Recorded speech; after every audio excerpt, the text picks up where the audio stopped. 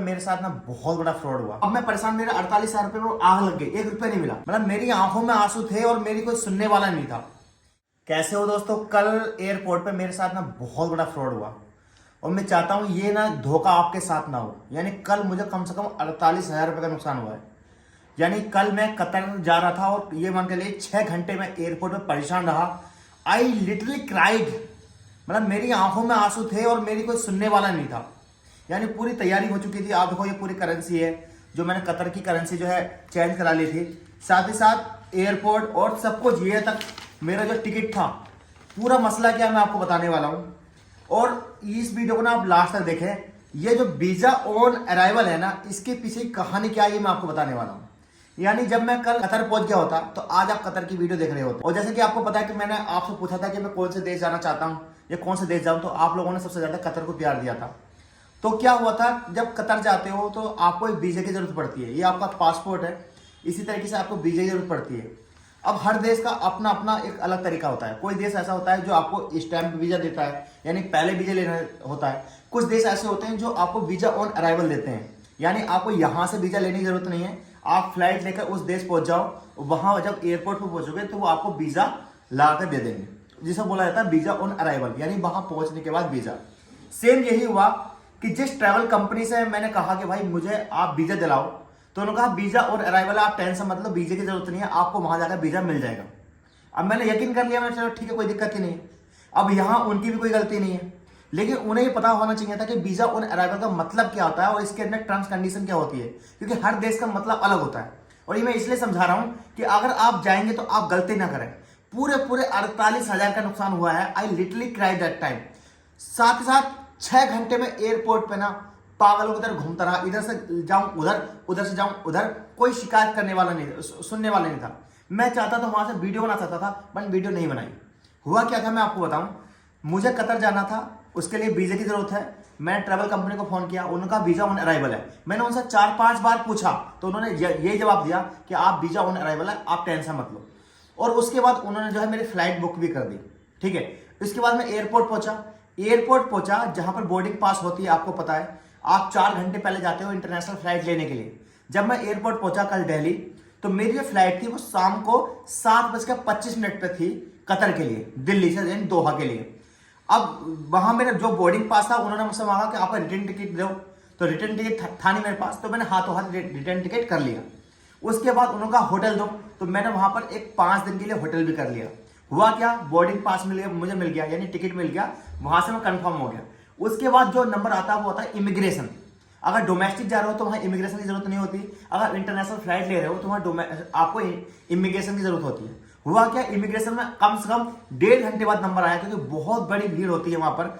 और उसके बाद क्या हुआ, उन्होंने मुझे वापस कर दिया। क्यों कर दिया, उन्होंने कहा कि भाई आपकी टिकट दिखा दी मैंने, रिटर्न टिकट भी दिखा दी मैंने।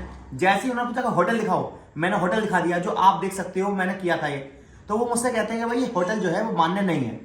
मैंने पूछा क्या मतलब, कि वीजा ऑन अराइवल कतर उस बेस पे देता है जब आप उनकी वेबसाइट से, उनकी एक साइट है जो है तुम्हारी की डिस्कवर कतर, वहां से आप होटल बुक करोगे।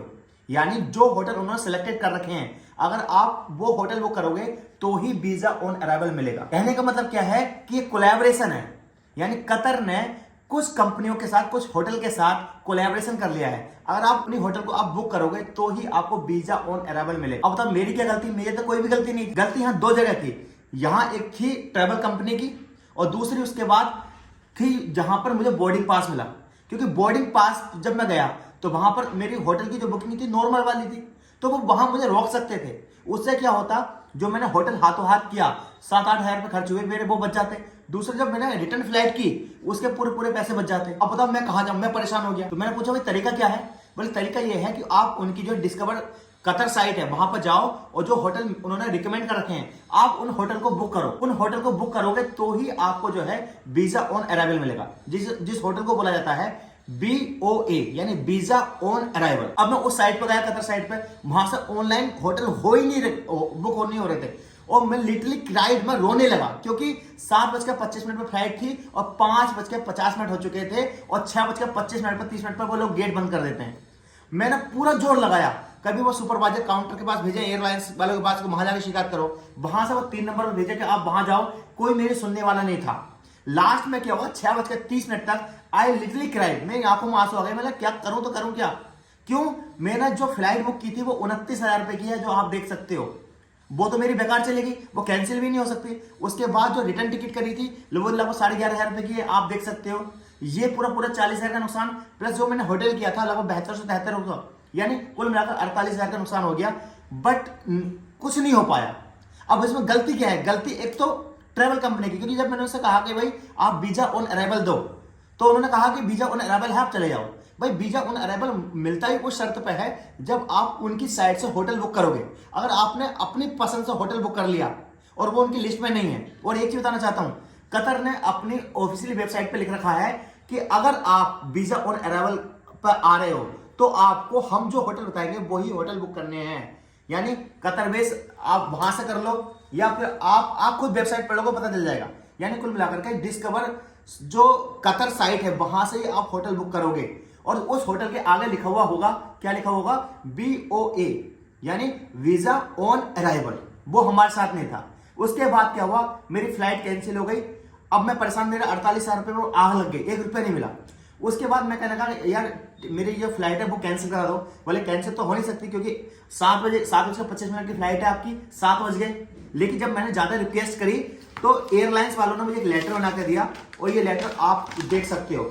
इस लेटर में आप खुद देखेंगे, उन्होंने मेरा देखो ये टिकट देखोगे, ये 28,056 का टिकट था, उसमें से इन्होंने 70,000 रिफंड की बात करी है, और पता नहीं ये रिफंड मुझे कब मिलेगा, फिलहाल अभी नहीं मिल रहा है। दूसरा, जो मैंने टिकट बुक किया था वापसी का, रिटर्न का, तो वो मैंने आज कैंसिल किया है। वो लगभग मेरा था 11 साढ़े 11,000 का, उसमें से मुझे कितने मिलेंगे? 5200 रुपए मिलेंगे, वो भी 1-1.5 महीना लग जाता है। यानी कितना नुकसान हो गया। ये तो आपका नुकसान हो गया।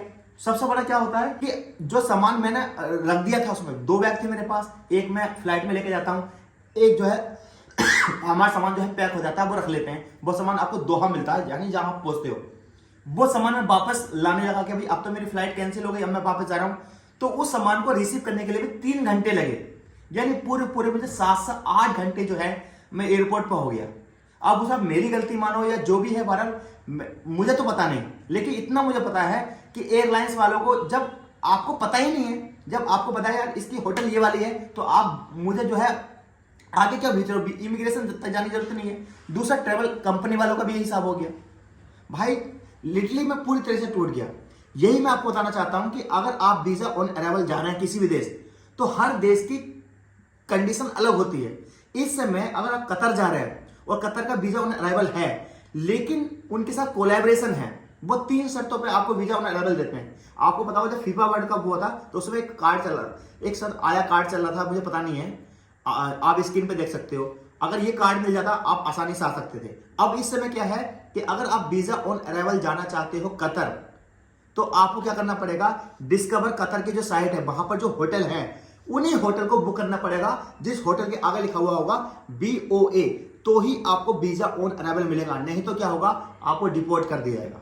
ये जानकारी मुझे आपको देनी थी। होता क्या है, लोग सोचते हैं कि वीजा ऑन अराइवल तो आराम से पहुंच जाओ। नहीं, हर देश का वीजा ऑन अराइवल अलग अलग तरीके से होता है। जैसे श्रीलंका गया था तो वहां का भी वीजा ऑन अराइवल है, थाईलैंड का भी वीजा ऑन अराइवल है, लेकिन दोनों में अंतर क्या है? जब आप श्रीलंका जाओगे तो वहां आपको पहले वीजा लेना पड़ेगा, जो $20 आप खर्च करते हो, हाथों हाथ मिल जाता है। उसके बाद वो आप दिखाओगे, तब जाकर आपको जो है वीजा ऑन अराइवल मिलेगा। थाईलैंड का बिल्कुल उल्टा है, वहां पर आपको वीजा लेने की जरूरत नहीं है। आप डॉक्यूमेंट लेके जाओ, फोटो लेके जाओ, अपने फिजिकल डॉक्यूमेंट लेके जाओ, और वहां जाकर आपको जो है वीजा ऑन अराइवल मिल जाता है। ये मुझे जानकारी देनी थी। अब मुझे पता नहीं कि मेरा टूर कब लगेगा कतर का, लेकिन मैंने पूरी तैयारी कर ली थी। देखो करेंसी ये है, जो कतर की मैंने ले ली थी, सब कुछ तैयारी हो चुकी थी, मैंने सब कुछ दिखा दिया आपको। आई एम एक्सट्रीमली, मतलब मैं अंदर से दुख हूं, पता नहीं क्यों मेरे साथ ऐसा हो रहा है। और ट्रैवल कंपनी को भी ये सोचना चाहिए कि भाई अगर आप इस चीज का ध्यान रखें, ठीक है, आप एक्सक्यूज तक नहीं मान रहे हैं, सोनी तक नहीं मान रहे हैं। भाई सिंपल सी बात है, जब मैंने आपसे कह दिया कि भाई जब ये वीजा ऑन अराइवल है, तो वीजा ऑन अराइवल की कंडीशन क्या है? अगर ये कंडीशन आपको नहीं पता तो फिर आपका काम क्या है? दोस्तों अब मैं इस वीडियो का एंड करता हूं। आई होप ये इंफॉर्मेशन वाली वीडियो आपको पसंद आई होगी। इस वीडियो को सेव कर लें अगर आप कतर जा रहे हैं तो। और दूसरा तरीका तो यही है कि आप कतर का वीजा ले लें, उसमें टाइम लगता है, हो सकता है वीजा तो मिल जाता होगा स्टाम्प वाला, उसमें टाइम लगता होगा। खैर, अल्लाह हाफिज, अपना ख्याल।